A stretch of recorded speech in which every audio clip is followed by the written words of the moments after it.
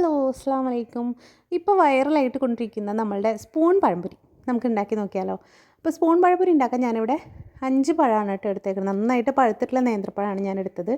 അപ്പോൾ 5 അല്ല 6 പഴമുണ്ട്.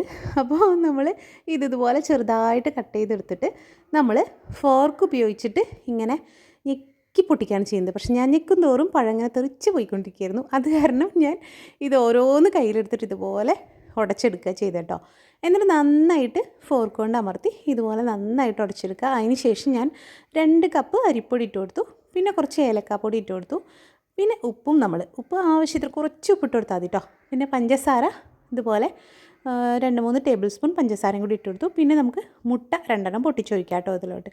എന്നിട്ട് നമ്മൾ പിന്നെ പശുവിൻ പാല് നമ്മൾ ആഡ് ചെയ്ത് കൊടുത്തിട്ട് അത് നന്നായിട്ട് കുഴച്ചെടുത്തു കേട്ടോ. എന്നിട്ട് സ്പൂൺ കൊണ്ട് കോരി വയ്ക്കുന്ന രീതിയിൽ നമ്മൾ ഇതുപോലെ ആക്കിയെടുത്തിട്ട് തിളച്ച വെളിച്ചെണ്ണയിലോട്ട് കോരി ഒഴിച്ചു കൊടുത്തു കേട്ടോ.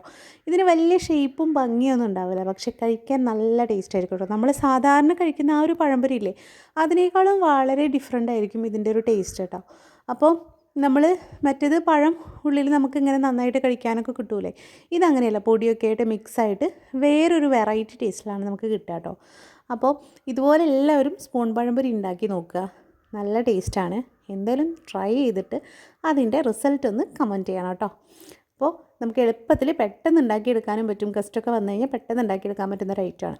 എല്ലാവരും ട്രൈ ചെയ്യണേ. Okay, thank you.